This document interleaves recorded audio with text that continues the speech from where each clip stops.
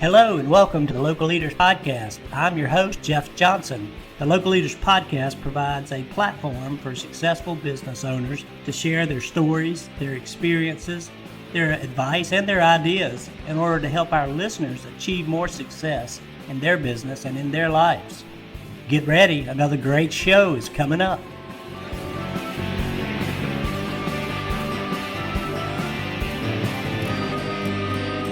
Hey, good morning or good afternoon, everyone. It's Jeff Johnson, your host with the Local Leaders Podcast. And we are super stoked here on this Monday morning. It's almost Thanksgiving, and we're excited to bring Michael Duganier with us here today. Good morning or good afternoon, Michael, and thanks for being on the show. Thank you for having me. How are you? Hey, I'm doing fantastic, and we really do appreciate you taking time on Monday to come on to the Local Leaders Podcast and talk a little bit about your experience and your background, with your business and kind of where you've been and what you've done. And I guess to lead it off, I should just stop talking and give you an opportunity to tell us about Publico Kitchen Tap and kind of what it's all about and all the good stuff you might want to share about the business. Yeah, well, Publico in Columbia, South Carolina started on Friday the 13th, 2015 in November. And so we just celebrated our 6th birthday. We also have one in Atlanta that's about 3.5 years old. And we're about to open one in March in another location in Columbia. Our company name is All In Hospitality. And we got that name because my business partner and I, it's a real long story, but when we got together, we were all in financially, all in blood, sweat, and tears, doing the build out, the demolition, the design, the training. I after we got open, I ran that restaurant without any managers for 40 weeks, open to close, 10 months. Just about 130 hours a week, like putting everything in. We were all in, and we've created that culture now with our team that they're all in. Our managers, our leaders. Our hourlies, everybody cares. It's a good culture that we've created by going that route. I appreciate you mentioning that because All In Hospitality is how I had you listed, but I got stuck on Publico. But it's all one and the same, and I love that as a culture too. You're all in, and that's what you want from your employees, and that's the hardest thing I think for business owners like yourself to accomplish is to get people bought in. To what you're trying to do. So, tell me a little more about that. What all have you done over the years to try and, really get that buy-in from your people? We use the 1-minute manager mentality with our team. Our managers all use that method of the 1-minute praise, 1-minute reprimand, 1-minute goal set, and we also, we love to coach and direct our managers. But also, when we're busy, we're the first. My business partner, he's 21 years older than me. We're the first to be running around, running food, cleaning tables if they need it when we're in the stores. Like I said, we were decorating for our Christmas pop-up last night and this morning, and I was in there wrapping tables with the guys, even though we had hired someone to do that one. But and then just holding people accountable.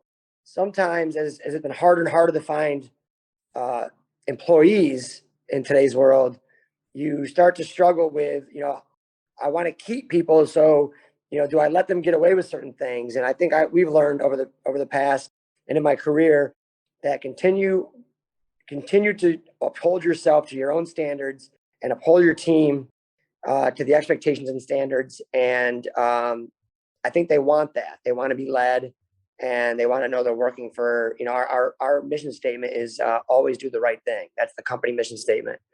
And I think they buy into that. That's awesome. And you've got a lot of energy yourself and that you bring to the table. And I'm sure your team is the same way. And but I want to backtrack just for a second and give you a chance to kind of do a little mini commercial or a little ad or to let people know about Publico that haven't had the chance to eat with you or to drink with you or to come by. Tell me a little about, or us a little about the concept and kind of what it's all about, what type of food, all that good stuff. So currently there's 2 Publicos, one Atlanta, one Columbia. The third one's coming in March. All of them have outdoor patio space. Columbia's space is ginormous in the backyard. It's a big backyard. We use IntelliTurf. It's a grass turf that is like, I guess when it rains hard, it can drain itself. And we're very pet friendly. We've got a VIP menu, very important puppy menu, and all the proceeds go to the Humane Society or the SQ Rescue. So every puppy plate we sell, I donate it back online to them. And then indoors, we're Latin Asian inspired menu. So you want to get a platter of tacos with edamame and plantains, go for it. If you want to get ramen or bao buns or a Cuban sandwich, it's a really unique menu that, we can, because we call it Latin Asian, we're not just tied down to, just selling tacos. We can change it as the time goes on. And then of course we're known for all of our different margaritas, spicy cucumber, the different flavors, our house marg, great bar scene. And then, like I told you, both restaurants just set up for what I call Santa's Pub at Publico. And we just, starting today through New Year's, we're doing a Christmas pop-up at both restaurants. They're completely decked out, got the Christmas cocktails, the tiki mugs, the decorations, the movies, the music. My staff's dressed up. I have a snow machine in Columbia that it snows every now and then outside my roof, down the front of the restaurant. Yeah, so that's 70 awesome. degrees outside. It's snowing only at Publico. And the other thing that we have to offer right now is both restaurants. We've been doing this now. This is our 4th year doing the heated igloos that became a big deal last year with COVID. But we've been doing igloos for 4 years, where you can go on our website and reserve a private heated igloo on our patio. And you get 2 hours. There's a food and beverage minimum. You and your friends sit in there and get service. Great atmosphere, especially in Midtown Atlanta. The backdrop is Midtown, all the high rises. It's a great look. So we've got Christmas bar going on right now. We've got igloos going on. We got Publico. We're building a restaurant called Bocu right now in Columbia. That's gonna be our Asian concept. A lot happening. Man, you have got it going on, and like I said, I love the energy, and I've never heard of igloos, like heated igloos. No, really, yeah. So they were first made to be greenhouses, and about 4 years ago, my business partner saw one in New York City, and called me up and said, "Do me a favor, measure the patio." I'm like, "For what?" He's like, "Just measure the patio." So I measured the patio, and he's like, "Okay, I think we can fit 6. I'm gonna order you 6 igloos, and I'll explain it to you later." I'm like, "What are you talking about?" And then these igloos came, we built them, and we created this thing in Midtown Atlanta, and I think we were the first to do it there. And now you're seeing igloos throughout the nation. People are using them, especially because people want to be kind of off to themselves. Off to themselves, yeah. Yeah.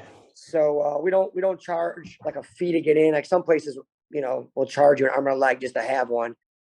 We just do these minimums, food and beverage minimum spends, and treat them like reservations. And people love them. They're all over TikTok. They're all over Instagram. They're pretty cool. Yeah, that's awesome. And I should have caught that on your social media beforehand too, because I should have been prepped to ask about it. I'm glad you mentioned it, and I can't wait to try it because we're not too far apart from each other. Unlike some of the owners and operators of that we've had on the show all the way across the country. You're over here pretty close. So I got no excuse to come check out an igloo and bring some friends. Hey, just let me know when. How many people do I need for an igloo? Would you say 6? I mean, it could be 2 people, where the minimum is a little higher per person for 2 people. I mean, we've had 14 people in an igloo once. It's not comfortable, but I suggest 6 to 8. And plenty of space. They're 11 by 7. They're pretty nice size. That's awesome. And we have little electric fireplaces in there to keep it warm. And we have these lights that look like disco balls that hang over the tables. Like, they're really nice. Yeah, I didn't mean to get all caught up on that coolness, but I love it. And it's always great to see new ideas and new concepts kind of come to fruition. With people like yourself who are creative, and you got great creative team members, I'm sure as well, who help you with that. But what a great opportunity and a great experience, for those that are in the area, Columbia, Atlanta. If you're anywhere near the area, be sure to check it out. And like you said, you can reserve those online. and come check out the Christmas pop-ups, the Christmas deco, which sounds awesome as well. But back to kind of the reason we wanted to get you on here today was, if I can get myself refocused here on a Monday, is to really talk through, that story of the business itself, as well as kind of talk about some of the challenges or frustrations or issues that you and your business partner kind of ran into when you got started. You said 2016, I think, was the startup. Were there any did you have capital challenges or? Well, I mean, I'll try to make it quick, but how he and I started our company, his name is Bob, and I worked for him since I was 23. And I was the first hire of a company that he was a partner in, that because of him, we were doing restaurants with Hall of Fame athletes, and we were doing restaurants.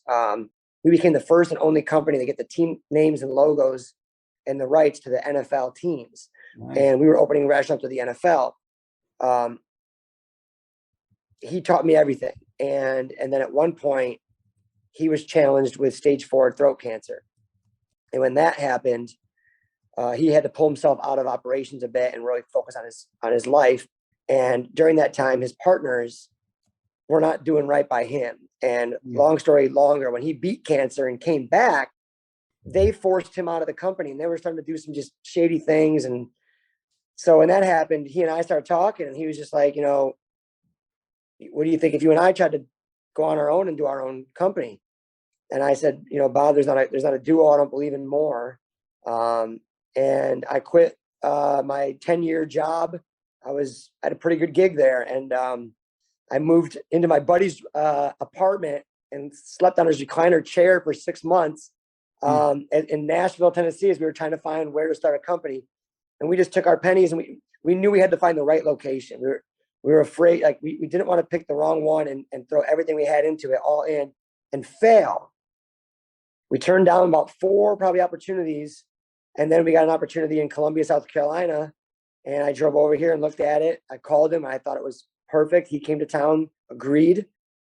And we moved into an apartment together. We did, like I said, the demo, the build out, the design. Spent 3 months building it out, building the tables. The coolest part about getting to go to Columbia was my career path over just about 20 years had taken me to 20 different moves. And all of a sudden, I'm from Buffalo, if you can tell from my hat. And my parents moved to Myrtle Beach years back, about 10 years ago. Yeah. And I never really had much time with them over the last 15 years. And this move got me 2.5 hour drive to their house.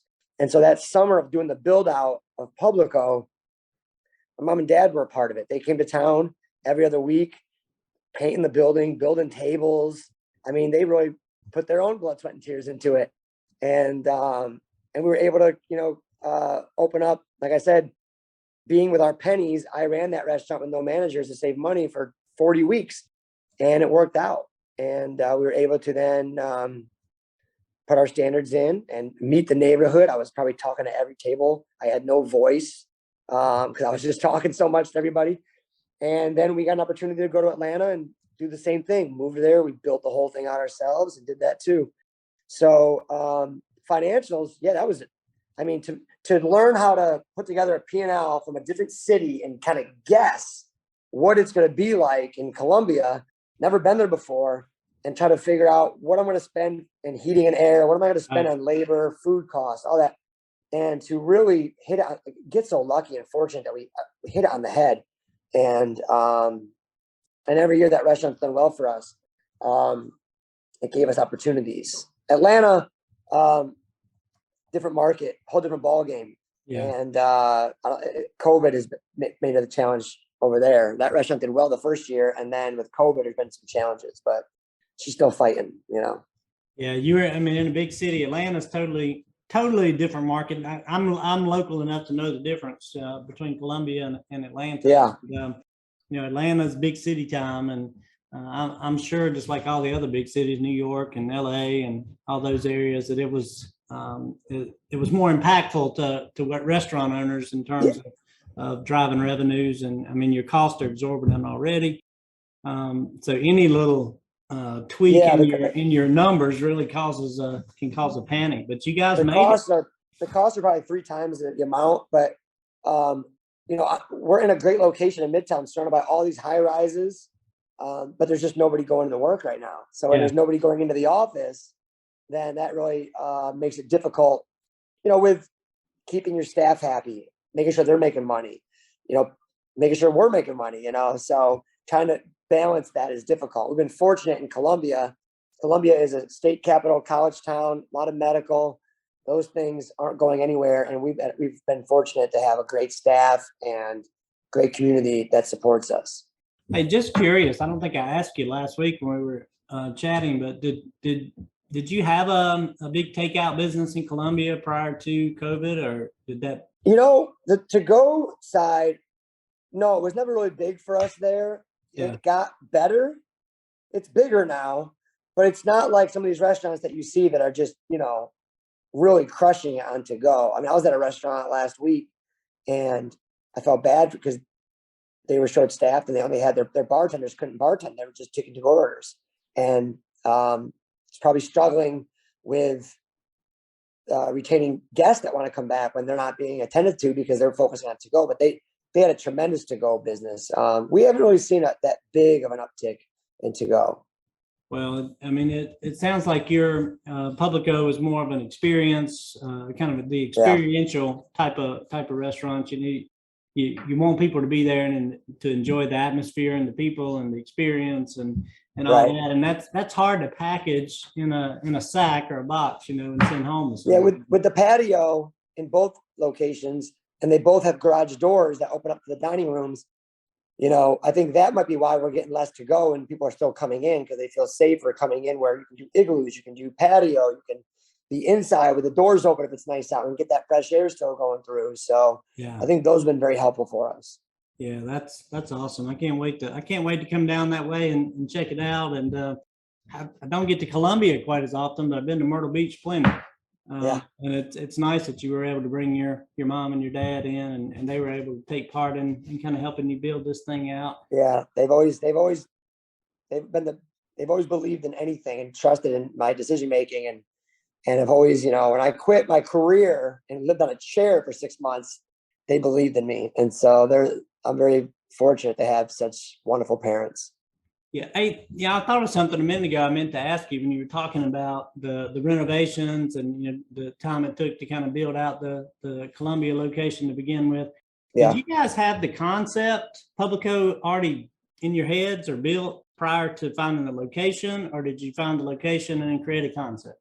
We had the concept, and the design, I give 100% credit to my business partner because he's just amazing at those things. Mm-hmm. But we discussed the concept, and we went in with our toes, into the water first by, the menu was limited a little bit in the beginning. I'd never owned a business before, and we wanted to make sure we didn't make mistakes. So when we first opened, it was more focused on like tacos and taps. And then we, each week, each month, that menu evolved and evolved and evolved. And now we feel like the concept is well-rounded out on how we wanted it. Yeah, that makes sense. And you were kind of, like you said, testing the waters and trying to make sure you did it right, because, it's hard to get that. You can't make a first impression more than once. And you want to make sure you don't drive away customers and not get them to stay with you. So yeah, that's always interesting to me, because sometimes I've had some people tell me that, the location, the building, kind of is where you start and you create a concept around it, and other people kind of go the other way and they're like, no, I got the concept, I've just got to find the right building or the right location. Yeah, it's just interesting how that all works. And so I was curious, but how about the current issues that we're running into today with food costs, shortages, staffing? Are those, I'm sure they're impacting you, but how badly are they impacting you, and kind of how are you trying to work through it? So staffing's tough. Luckily for us in the Columbia location, with that college town, we haven't had staffing issues.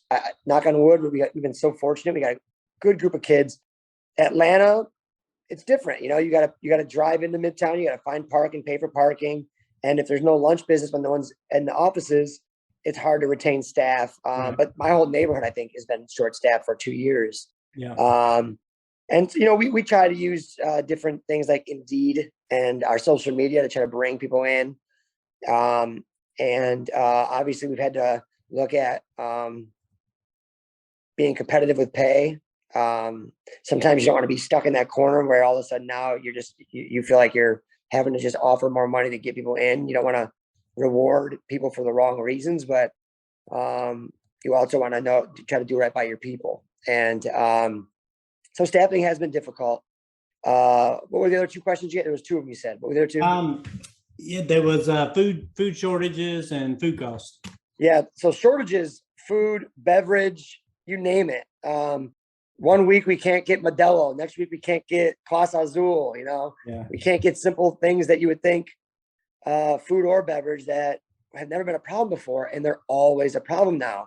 So as long as you know how to communicate to your staff what's going on, and then your team can educate the guest why it's not in the building, I would hope and think that people are a little more understanding right now. I would say, so food cost was the other question.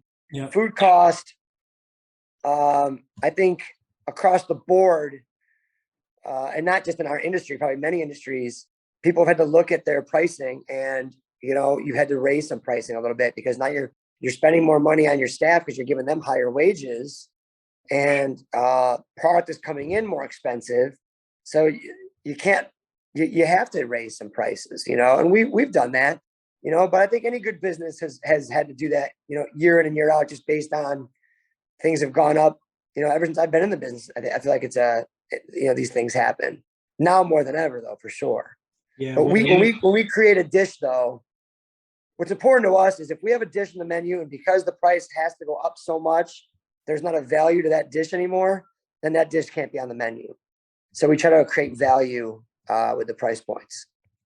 Yeah, I'm trying to capture there what you were just saying, because that's important and something you got to watch. So you've almost got to have or be more dynamic with your menu these days to be able to, I guess, shake and jive with what's available. Yeah. What you can fix because of ingredients and things like that, with and also bringing in the value factor of, at some point, a hamburger just runs out of room to go up. Yeah. Where's the value on a $42 hamburger? There's no value there, Yeah, exactly. And some things you can get away with better than others. And it sounds like you're coping with it, it's like so many others who've had to deal with the same thing. I don't know. There's just so many different things that you can only so many things you can do to affect your food costs. Yeah. When they're going through the roof like that, raising prices is not, is what we see as a norm these days. And I think the guests are more accepting of that these days. I think they understand, for the most part. And I know when I go out to eat, it costs a little more, and I understand that's going to be the case. But it's always good to be educating our customers and making sure that they're aware, right, of what's going on. To keep things going. So let me ask you this. Now, I've had restaurant owners, single unit restaurants, multi-unit restaurants, tell me really different answers on this, but on the marketing side of things, have you increased spend there in the marketing area, or maybe brought it back a little bit because you had the food cost issues, the shortages, the staffing issues? Are you trying to bring in more customers, or kind of what are you guys thinking on the marketing side?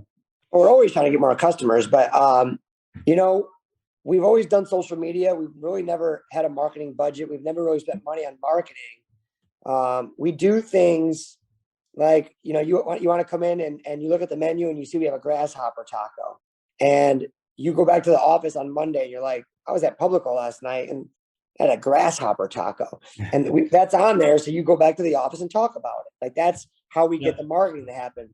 And then of course we really work hard with TikTok, Facebook, and Instagram. Really, my kids at the restaurant today, when we transformed Publico into Santa's Pub, they put together all these TikToks that, I'm probably too old now, that the things that are trending, but they're keeping me young, and and they're keeping it cool. And they made these great videos, and they were all so into them. And we posted all those today. So mostly it's social media. And what's cool about social media is when you do certain things and people come in and they tell you they saw it. I saw the igloos on TikTok. Then you know it's working. You know, when you do that kind of stuff. So back in the day when you'd buy an ad in a newspaper, unless it was, you know, clip it out for a coupon, you didn't know if people were coming in because of it, you know, or a radio buy. Yeah. So social media has been the most important thing to us. Well, you know, it's in the restaurant space. That's where we typically see most people focusing their efforts, you know, on the on Facebook and Instagram. But it sounds like you guys have kind of taken it up a notch because y'all are being more creative with your menu items and with your decor and the, you know, the overall experience, all the different things you're doing, and capturing that in some form of social media and even using TikTok is pretty cool stuff. So yeah. Congrats. And I'm sure it's going to pay off and, you know, and also help you launch, you know, the new brand. So tell us about the new concept. I almost forgot and didn't even give you a chance to talk about it. Oh, that's okay. Yeah. We're putting in a new concept in Columbia, South Carolina called Bocu, and it's a Pan-Asian concept. There's gonna be a lot of wok cooking involved, noodles, bao buns. The design of the restaurant, for the first time, we're not building it ourselves. We have my business partner has a really great friend who designs a bunch of restaurants in Miami, and so we're kind of giving it a Miami flair, and a lot of different like shades of green on the front of the building. There's going to be murals on the walls, small patio in the back, and then the bar side. This one will be more wine and sake based and not as many taps, and some great cocktails. Sounds awesome. Making me hungry now and thirsty. Gonna be able to get your sake on in Columbia. That'll be awesome. How long before you think, is there a target date to get around? Yeah. Probably at the latest, it'll be open by, you know, early to mid-January. So that'll get open, and then right when that's done, we turn around and we go to Bull Street and we work on Publico Bull Street, right next to the minor league baseball stadium over there. And you got your hands full, brother. Yeah. You have got your hands full. So do you think you'll get the Bull Street Publico going in 2022 then, maybe summer? Is that it'll be open no later than March 24th. Wow. Yeah. Dang. In time for baseball season. You are cutting it tight. You are cutting it tight. Yep. Oh man. Now let me ask you this: you gonna sleep in a chair for another 40 weeks and and not hiring managers for these new locations? Might have to. Actually, you know, we've been already, one thing that we're doing that, you know, my last company, it would be frowned upon is we've already started hiring the managers for Bocu and potentially Publico, and we're spending the money on training them now. So they integrate into the culture, they know our standards, they get comfortable with us, and then we can go through an opening where they don't feel like it's an opening because they've been doing it with us for months. Yeah. So we've already brought in some people, and we're actually already interviewing and hiring for Bocu. And if they do accept the job with us, we're telling them they're going to come work at Publico, train under our standards and our culture there. And then when Bocu's ready to go, they go do the training at Bocu. This way they can continue to make money during the holiday season and then go into training when it's time. Yeah, I think that's an awesome idea and strategy for being able to find people and to be able to really open up already experienced and trained. And as you said, give people opportunities around the holidays to make some money. But again, it's nice to have a bigger, you know, business, which is what you and your partner have now. You got the ability to move people in and out and right. And really work to develop people to take on, you know, the next opportunity. And I would imagine you may have some Publico folks now who do you have some of them kind of going to make the shift to Bocu? Yeah, some of them are, and they know who they are. And like one really great thing about our company, like Publico Columbia, for example, like starting with the hourlies, the hosts have become servers, have become bartenders, have become managers. Like that's the route they all seem to take. And it's so cool to watch these kids all, I only get them for 2 to 3 years and then they go away because they're graduating or whatever, unless they stay with us. Yeah. I've got a girl doing my sales and events right now. She's my first sales and events coordinator. She was a server and a bartender for me. And then she became a manager for us. And now she's going to oversee sales and events, and she's going to oversee all 3 restaurants in Columbia. And so to watch all these kids grow up with us, I know who they are. I know their character. I know their families. A lot of them start off green, which is fine because we can teach them. I'd rather have good character and trustworthy, hardworking people that need to learn than people that have done this for 30 years and they want to stick to their bad habits, Yeah. I think that's important, and it's hard to break those bad habits once they get it. So it's nice to, the hard part about the green folks is it takes a little more training to kind of get them into the restaurant industry and to kind of learn how hospitality is going to work. But as you said, you don't have to fix problems. Right. Yeah. Which I know I know you only have a few problems each day. So you got plenty of time for that, right? We talked about some this morning before we got on the phone. Oh my gosh, I know that really caught me by surprise and was shocking. But yeah, the plight of a restaurant owner operator is not one for the faint of heart, right? It's a blue collar job, and if anyone thinks it's not, they shouldn't be in the business because you got to get your hands dirty and you got to. There's long hours and there's less time with family and friends and there's less time for holidays usually. And so if you love it, you do it. If you're not, if you want to do it because you think it'd be cool to own a bar, get out of here. Like, it's just that's not going to work. Yeah. And so many people do that. And, and some of them can keep a business open, for a number of years that way, but it's not thriving. It's not growing. It's not a place that's employing others and creating opportunities for them to grow and develop. You guys have built a really successful business, and from the energy and the all the forward drive that you've got going now, I can see that just continuing. And next time we talk, you'll probably have 10 of them going. Yeah, my mother would lose her mind if that's the case. But yeah. Hey, do you think Publico will get outside of Columbia and Atlanta? Are you looking at, or are you thinking about other locations? The Southeast is our mindset's at. We do really see Columbia as like a home base for us. It's a great town. But Raleigh, Nashville, Charleston, the Southeast area, where Greenville, absolutely.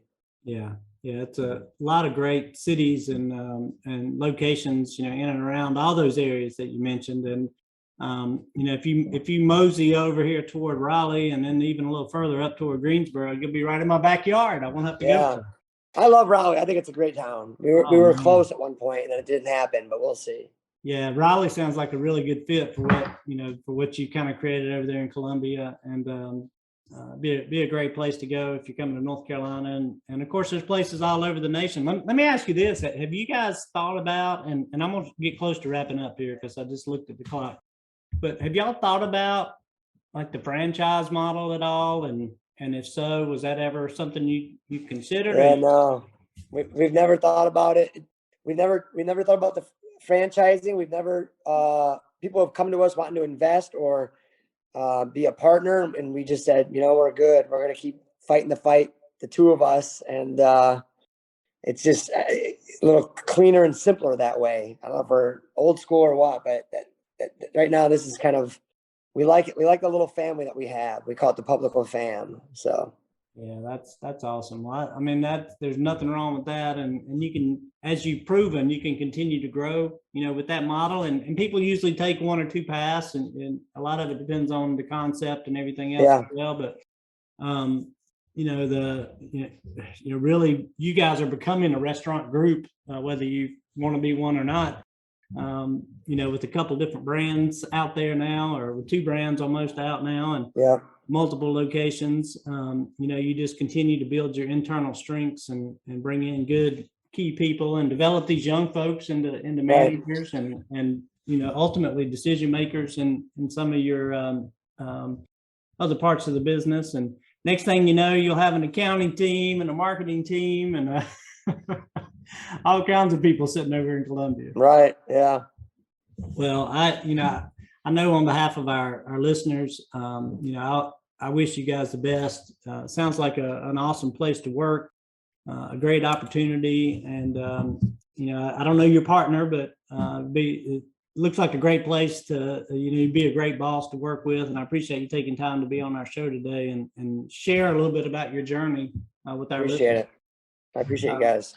Hey, any parting comments, final words of wisdom, anything that I failed to ask you that you had made a note of to make sure you told me? No, just, if you're in the restaurant industry or you want to get in the restaurant industry, just make sure you love it. Those are my alarms going off right now because I got a meeting at 2:00. Make sure you love it, because it does become your baby in a way, and you have to. It's a living, breathing thing, this industry, and it deserves your time. And so it's a lot of work, but I've always, I washed dishes when I was 16. This is all I've ever done, so. So it's life. Life is, as Mike knows it. Yeah. Yeah. Well, thank you again for being on our show, and for anybody that kind of tuned in late. We've been talking about Publico over in Columbia, South Carolina, and also in Atlanta. We've got Bocu coming in Columbia. Mike and his team and his partner, they are ramping up and ready to go. They've got everything ready for Christmas. So if you're just catching this podcast, hadn't had the chance to be a part of Publico in either Atlanta or Columbia, be sure you get online, make a reservation for a teepee. And for the igloos, yep. Yeah, where'd I get teepee from? I don't know. I didn't switch from teepees and igloos to Indians and everything else, but it is Monday. So get an igloo, go in to see them, have a great meal. And again, thanks for being here, Michael, and we appreciate your time, sir. Thank you, sir, very much. Hey, and for all our listeners, thanks for tuning in to another episode of Local Leaders Podcast. We appreciate you being here. I'm your host, Jeff Johnson, and we look forward to seeing you on the next show.